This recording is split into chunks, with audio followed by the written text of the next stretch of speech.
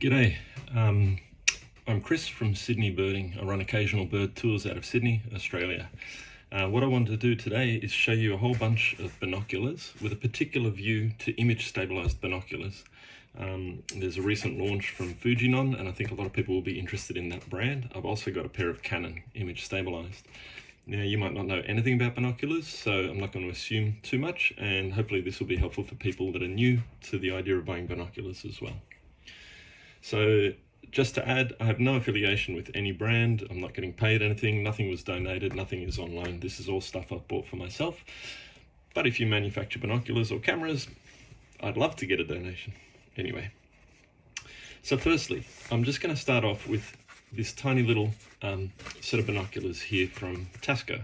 So I just got these at the local sports store, and they're like under $100, which is, I'm talking Australian. I'm not going to get too hung up on exact prices today because prices will change over time. But for $100, you've got this little packet here, which the pouch has a strap here that can go on your belt, which is fantastic. Basically, I throw these into the glove box of the car. So if I'm ever caught out somewhere and I see something really cool, I need binoculars, I just grab this out of the glove box. Now, normally you don't want to keep your binoculars permanently in the car because the heat can damage them. But for something that's that relatively cheap and that I use that infrequently, it's quite fine. They just fold out. They got this little string which is a bit bitey into the neck, but it's not like I'm going out all day using this string. I should just move that so you can see them a bit better. There we go. Now, if you haven't had binoculars before, what you're looking for is these numbers here. So this one says 12 by 25, or 12 times 25. The 12 times refers to the zoom or the magnification, and it means that it's enlarging the view 12 times. The 25 refers to the diameter of these front objectives here. So how much light comes in. The bigger the diameter, the more light gets in. The more light, the brighter your image generally. Okay, so these are 12 times. For those who do photography, a 50mm lens is considered to be the same perspective, the same angle of view as normal eyesight. So a 100mm lens cuts that down narrower, but you're zooming in further. And 100 is 2 lots of 50, so that's like 2 lots of zoom. So 12 lots of zoom on this one effectively equates to being 600mm in the camera world. Now the image stabilized binoculars that we'll look at are higher magnification than that, so you're talking quite a high level of magnification if you want to compare that to photography. Most photographers using wildlife lenses will be between 400 to 600mm. So this is the equivalent of quite a decent 600mm, but it's only small. That's only good in great light. So at dawn and dusk, the small diameter here isn't the greatest, but it's effective. So anyway, I don't want to dwell too much on that. I'm just saying that for about $100, you can have a pair like this sitting in the glove box as a spare anytime you need it. So the next set of binoculars to look at are these Nikons. Okay, these are just standard binoculars. These are really old. I've taken them so many places. Okay, so they look a bit scuffed. But again, what's the first thing we look at here is the magnification. We've got 10 by 30. So these are only 10 times zoom compared to 12 times zoom. But the diameter here is 30mm, so it lets in more light. You pay a lot more for these. I can't remember the pricing off the top of my head, but I think we're talking around the $600 to $800 mark, and they've probably gone up over time, as things do. But just for comparison, you know, $100 cheapo pair, $600-700. Where that money is going really is you've got Nikon specializing in optics. So the actual image quality is actually fantastic in these. But it's not really a review of these I want to get into. I want to move on to the image stabilized binoculars. But nevertheless, some things that I do like about these. Firstly, the neck strap is broad across your neck, okay, which is nice. So the weight is distributed. However, it's this neoprene stretchy stuff that gets hot and sweaty. Usually when I go out birding, I try and wear a collared shirt, so the collar protects my neck from the sun, but then the strap from my binoculars or camera sits outside the collar, and the collar gives my neck some protection as well, and this sort of hot, sweaty stuff doesn't matter.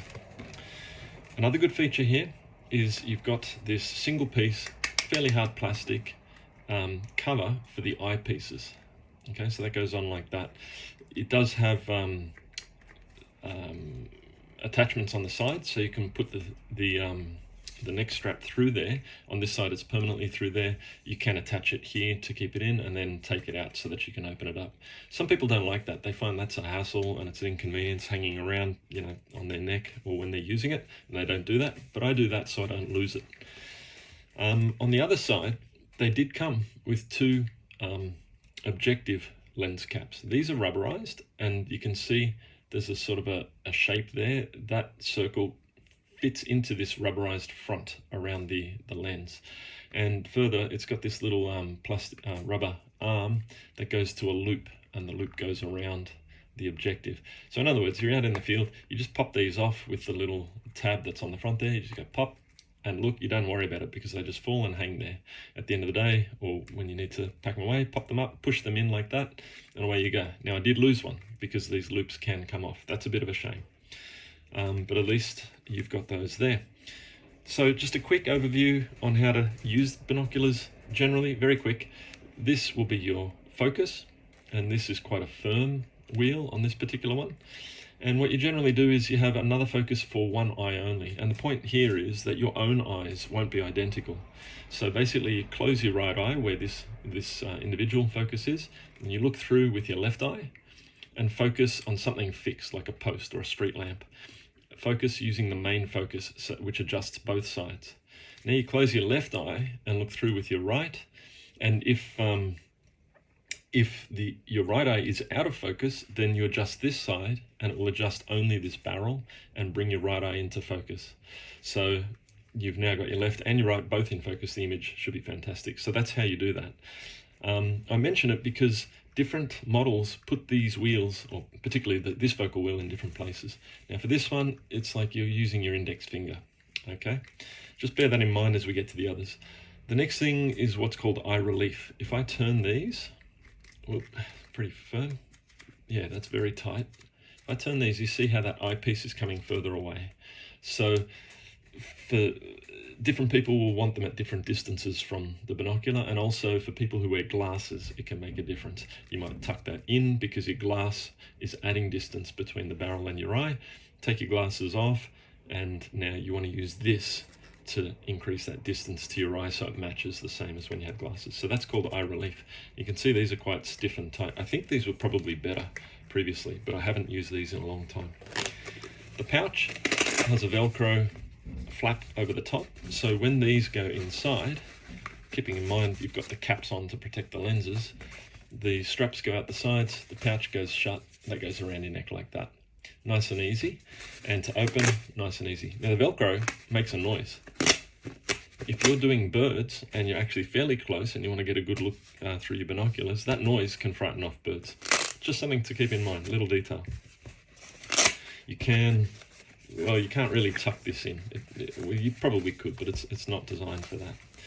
However, if you're walking around with these around your neck like this, and then you take it off and you go to bird, now what am I going to do with this, you know, if it's strapped on the back? So I often get a little D-clip like this one. Well, it's got some key rings on there, but that's just a D-clamp, and you can put that through, probably a bigger one, and then clip it to your belt. Or this can be permanently on your belt, but then you've got to keep taking this on and off each time you want to access your binoculars. All right, so that's a standard pair. Let's get into the good stuff. The two image-stabilised. Now this is the Canon, which I bought first. I bought this last year. Why is it in a bag like this? I'm glad you asked. I will say up front, it became a love-hate relationship with these binoculars. And I'll summarize why. I love the image quality through these when it works, and I hate how it feels like Canon has skimped on little details around the whole design. That just makes it frustrating. Okay, so firstly, let's go through it. What have we got here? We've got 15 by 50. So 15 times zoom now is equivalent to 750 millimeters on your camera. 50 millimeters across the diameter. These are massive amount of light coming through, and it's fantastic. So let me just run through a few things that we've gone through. Here's the focus wheel. Now that's a lot easier to adjust, which is actually quite nice. When I'm holding these, it's again where my first finger is, which is quite reasonable. One thing I really could not believe Canon didn't do for these: no lens caps for the front. It utterly astounds me. I basically scuffed this lens within 1 month of purchase. Now, talking about purchase price, again, compared to the others, these were somewhere in the probably $1,500 to $2,000 mark, depending which retailer you get and which sale you get. So you're forking out a lot of money for something that has electronics in it. It has fantastic optics in it, and they don't give you lens caps to protect it. It's crazy. Perhaps you can buy aftermarket camera lens caps that fit here. I don't know, but that's what they did. Secondly, the lens caps for the eyepieces were solid plastic circular caps, one per each. They didn't have any attachment like the one we saw on the Nikons, where you have a single piece that attaches to your camera strap. So literally the first time I went out with these binoculars, I popped those in my pocket, scrambled over some rocks beside the sea, came back to the beach, they're gone. They fell out of my pocket, finished. So now I have no protection on top, no protection on bottom. If you're getting some salt spray or you're getting some drizzle starting up and you're walking along with your with your binoculars hanging like this, you know, they just collect the dust, and you can see these are a right mess now. Thirdly, the eye cups themselves, these are rubberized and a lot softer, a lot more flexible than the this sort of hard form that we saw. Let me grab that again. On the Nikons here, it's not a fully hard plastic, but it's a lot more solid than this. You would think that the softness would be better, but actually this is a narrower strip, and this bites into the skin around your eye quite a lot. But further, this eyepiece here continually pops out like this on me. Okay, so I have to continually use my fingernail to tuck that back in so I don't actually lose this eye cup, which is, as I said, it just feels like a lot of the design details they skimped on, even though the optic quality is fantastic. So, where are we up to at this point? The neck strap, yep, all good. It's pretty standard Canon. It's kind of a leather feel. I don't know if it's genuine leather or not. Yeah, it's reasonable. There's nothing wrong with that part there. Next, you need batteries to run the image stabilization. This is the battery cover. So you need a coin to open this up. And the last thing I need when I go out birding and I'm, say, on a lake looking at shorebirds, I've walked a kilometer across hot sand under the heat of the sun, I'm carrying a camera, I'm carrying binoculars, I've got spare batteries in my pocket, and it's like, oh, I have to change these batteries. Now I've got to break a fingernail out here without dropping anything into the sand to get that open. Again, detail. They could have made that so much easier to open. So this operates on 2 AA batteries. I do use rechargeables. They don't last very long. If I purchase non-rechargeable batteries new, they do last quite a time. A nice feature is it has this tripod thread. So some people use a harness to carry their camera, and the camera sits by their side. Some harnesses can support 2 cameras either side, like for event photographers. In theory, you could attach these to a harness to your side instead of using the neck strap, or you can actually put them on a tripod and use them that way. They weigh 1.3 kilograms, which is massive.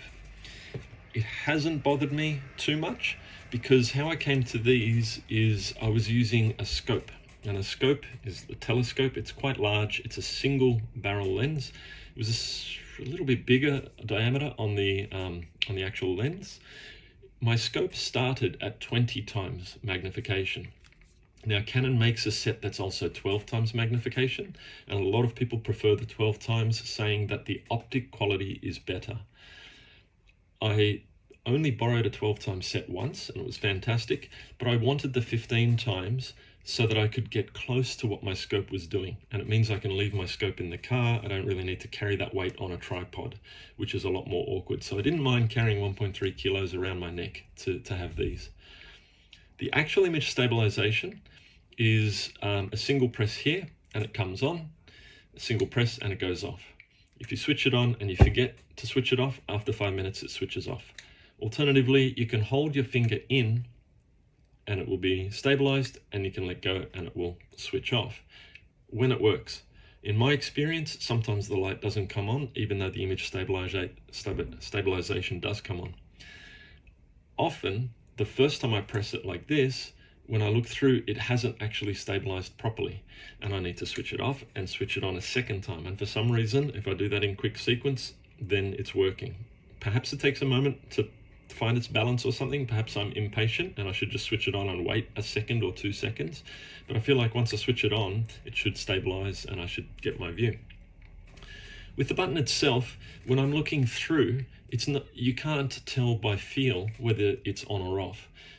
Of course, you should be able to tell by the image that you're looking at, but the problem is, if the batteries are dying or dead, you can't tell if it's actually switched on and the batteries are dead, and that's why the image is still moving. So a toggle switch, which has like a left and a right or a forward and a back, I think would be better. But that's just a thought. Maybe that's a bit of feedback for Canon. One more thing to be said about feedback for Canon. I gave all of this feedback to Canon. I asked them, I said, would you like me to list the issues that I have found frustrating? And they said, sure. And their response was very lackluster. I felt like they basically didn't care. And I apologize if that hasn't been your experience with Canon service, and I apologize if that's a one-off with Canon service. But I did talk to them 2 or 3 times, and it just didn't seem to matter to them that I've been a professional and hobby photographer for 30 years, professional bird guide. Yeah, it made no difference. So that's these. I've kind of come down hard because that's the hate part of the relationship. And unfortunately, when you spend money on something like this, you want to love it. The love part is the image quality is actually great when it works. It really is fantastic. I'll comment again on image quality when I pull out the next set, which is the Fujinon, in comparison. That's pretty much it. Now the case, that's why I had it in that, shopping bag. The case was very similar to, the case. I actually had issues with the case. It didn't have any way to attach it to my belt. It didn't have any way to put a D-clamp through it so that I could loop it somewhere and clip it somewhere. So there was a day where I went out for 2 hours, and what I've done for years with the Nikon pair is, as I said, I tuck that case just into my belt or the back of my pants at the top there, typically under my jacket, and that's it. I forgot all about it and the thing fell out and that was it. End of story. No more cases. So I've got, never came with the front covers, lost these on day 1, scuffed that in the first month, and lost the case about 6 months in, which is very frustrating. Now we get to the Fujinons. These are a new acquisition. I don't have a lot of experience with them, but I think I can give you a bit of a comparison. Firstly, the case has this clip, which is also magnetized. Okay, now this is getting close to what the Nikons had with an over-the-top flap. It's not Velcro, so it doesn't make much noise to open. In addition to that, they have the zip around the case. Okay, now you can see I've got the strap already on this pair. If I had the strap out either side like with the Nikons, all I can really do is just clip it like that. The zip will do nothing. And probably while I'm out during the day of birding, that's fine. And at the end of the day, I can pack this up properly.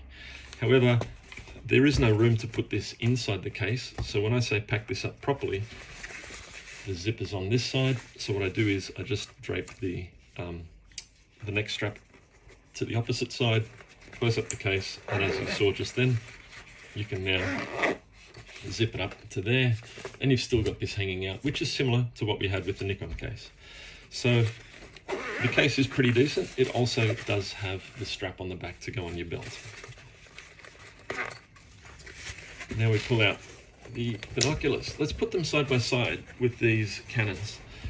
So firstly, Fujinon, I'm pretty sure, but I haven't researched fully, this is actually Fuji. The Fuji cameras, Fujinon, it's the same company or same pair of companies. So I saw a video from them saying they've been doing binoculars since like the 1920s, so for 100 years. So you might know Fuji for cameras, but apparently they've got a good history for optics in binoculars. I'm new to the brand. I've never had a Fuji camera, I've never had Fuji binoculars. You can see in size, it's a lot narrower than these image-stabilized Canons. However, Fujinon have just launched this pair of binoculars and a second pair that's in the same series this year. In prior years, they had another set, which I don't have one, which from the photos I've seen looks to be a lot closer to this in size. Now this is under 900 grams, well this is 1.3 kilograms. So you're looking at 40% to 50%, somewhere in that bracket, more weight in the Canons than in the Fujinons, just for comparison. However, let's get to the specs. Now I've gone with the 20 times by 40. Again, now I'm talking about a magnification that's 1000 millimeters on a camera. 20 times magnification compared to 15 here, and this is getting close to that scope that I was used to before. So now basically I'm carrying a scope around my neck that has image stabilization built in, which is a lot more manageable than carrying a scope on a tripod. So the first thing to notice about the design, well, firstly, they do have a lens cap here. It's a one-piece rubberized unit with the two circles. These are sort of, they jut out and they go into the recesses here. I found it's a little bit fiddly. Like when I push it in, it doesn't always fully seal. Even if I give it a push, there's still a gap. I have to sort of work it all the way around and, really sort of make sure that it's on tightly. Which is fine. I mean, it's a bit, inconvenient, whatever. I think the Nikons did better. So if Fujinon wants to look at that Nikon pair and say maybe they can mimic that. Now there's no way to attach this to the unit. There are holes here. I don't know why they're here, because the neck strap holes are at the other end here. But I presume I could put a loop in here, and I think for camera lens caps you can buy a cord with a loop that glues onto the lens caps. So that's something I will look into, because I certainly don't want to lose this lens cap. At the other end, these look a lot like the Nikons, flexible in the middle here, rubberized. They're not as hard as the Nikons. Same design, strap can go in, can come out when you need to, and permanently in on this side, and they pop off the eyepieces here. The next thing to be said is about the focus. So now, whereas I'm used to using focus wheels over here, this one is down here. I've got to get used to using these fingers or holding this sort of offset, one hand back, one hand forward. It's different. I won't say it's necessarily bad. I'll just say that I'm used to using a focus wheel here. I think I'll get used to it and it won't bug me. This is the switch for image stabilization on and off. Now, it is physical, and on and off have two different states. So I can just feel that and tell if that's on and off. A light also comes on here. So if I move my eyes away from the binoculars, I can just look straight at it and see whether it's on or not without having to tip it down and look at the top. The next thing is, and I haven't mentioned this on the previous ones, but all binoculars, you can adjust the width of the eyepieces to suit your eyes. I found these really, really tight to adjust.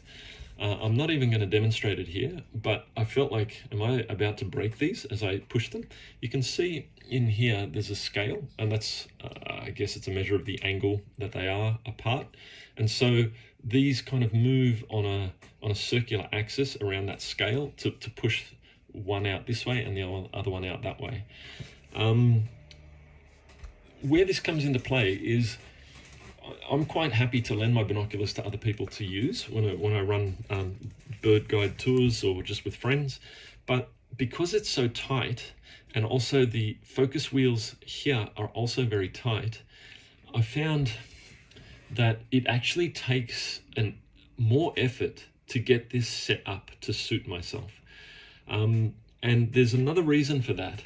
The second number on this is the 40 millimeters. So the diameter here of the lens is 40 compared with the Canon's 50, which are much larger. That means less light comes in. And the second, another spec that you'll see in tech sheets or spec sheets for binoculars is the exit pupil diameter. Now, they have two models. This is the 20 times, the other one is 16 times magnification. With the 16 times magnification, the exit pupil is actually wider. My feeling is that the Fujinons, compared with the Canons, when I look through the Fujinons, the image is not as large in the binoculars. So what does that mean? when you adjust the width of these eyepieces, how far apart they are to line up with your eyes, if you're slightly off center, you start to see a black sort of edge around the image because they don't align. The circle from the right eye and the left eye aren't perfectly aligned, they're slightly misaligned, and where there's some misalignment, the image goes kind of black because you're not looking straight through.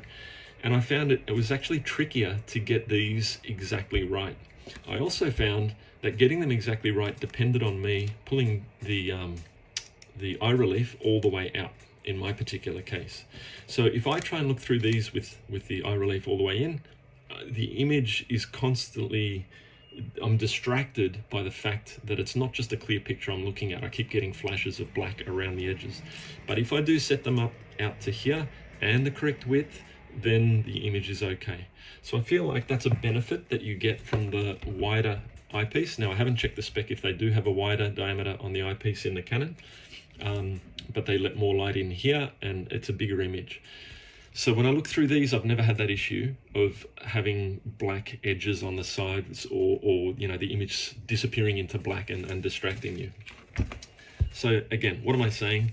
I'm saying it takes more effort to get these set up, and they will be set up to suit a particular person. But if they're set up, the image is great. You don't get those black flashes and the quality is there. I ran a test where I looked at a series of posts that were coming up out of the ground, and I put the one post in the very left edge of frame on this and compared it with the other one. As you would expect, with the Canons, I saw more posts because the zoom is not zooming in as far, so it's a wider field of view and the posts are relatively smaller. There was also some signage over there with some text printed on it so that I could compare, well, what size text could I read on the signage. With these, line up the post on the left, they have a higher magnification, so they're narrower field of view, and I'm seeing fewer posts, but they're a bit bigger in my image, even though the overall image, in a sense, is a bit smaller because of the eyepieces. So to sort of do that as a test with posts and signage, yeah, that's all well and good, and you think, okay, I can read a little bit more, but I do think it will make a difference with birds, because it'll just be the case where some birds, like a shorebird, are just that little bit more distant, or a raptor sitting in a tree and you can't get over there. And I feel like the extra zoom will be helpful with the Fujinons. It's marginal though. Both are great for zoom, even though the Canons are only 15 times and the Fujinon is 20. Okay, so to look at the underside here, there's no tripod mount. So I guess that's feedback for Fujinon or for Fuji. A tripod mount would be fantastic. Why not? Just include it. The battery cover for the Fujis is on the side here, and you flip this little latch open and it comes up, and that gives you the leverage that you need to just twist. And it surprised me. I expected, you know, the batteries would slot in to this little hole, but actually this this locking mechanism takes this whole panel off. And there we go. I'm using rechargeables now and they seem to be working fine. And then you pop these back in. Now the older Fujinon models were wider and heavier because they are buoyant and float in water. We'll see, that's not lining up. So let me just take a bit more care.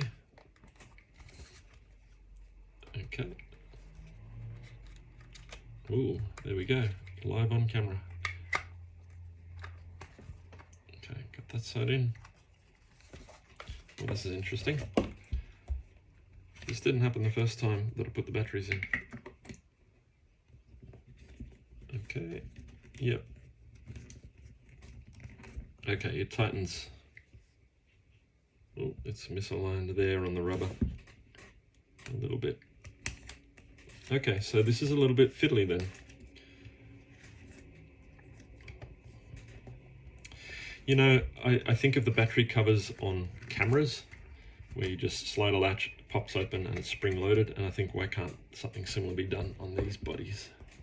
Okay. Now these are waterproof to a certain distance, not that they're meant to be used underwater, of course, but it does mean if you get a bit of a splash on it, you know, they're pretty safe. And I think that's pretty much all binoculars can cope with that. Okay, yep, that is going in again. Okay, that's tightened up there, and it is smooth. So I didn't expect to be figuring that one out live on camera, but there you go. Now, there's one more feature about the image stabilization you'll see in the tech specs, and that's the degree of stabilization. So the specs I've seen are that the Fujinon has 3 degrees. I'm not sure what the Canon's is, but the older Fujinons have 6 degrees. What does that mean? Well, if you imagine this sitting level and facing out, now imagine I tip these fully up, that's 90 degrees difference, right? If I do this and I tip it up, that's 90 degrees. So 3 degrees, my understanding is just 3 degrees is a little up and down. It's kind of the amount that shakes, you know, you try and hold it still, but you can't hold it still. And as long as your movement is within 3 degrees, up, down, left, right, and so on, the image stabilization can cope with that, and your picture will just be rock solid. The older ones were 6 degrees. As I said, they were large, they were buoyant as well, and they were promoted, especially for people who want to go on pelagic trips out on a boat into the open ocean where you're constantly going up and down. That 6 degrees helps you stabilize your view of things like albatross and other seabirds. So my question is, well, how's 3 degrees? Is this a bit of a compromise and I'm going to regret that this doesn't have as much stabilization? I can say, don't worry. Image stabilization while you're standing on land with this pair is fantastic. And there's really no difference between the two that I've seen. So even if the Canons end up being a higher spec, I would say the Fujinons at 3 degrees is totally acceptable. I can track birds in flight.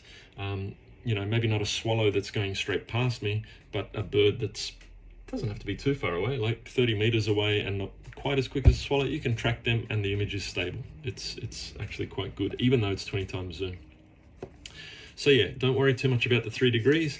If you're constantly doing pelagics, maybe talk to someone who has tried both models and ask them what they think about 3 degrees on a boat that's constantly moving.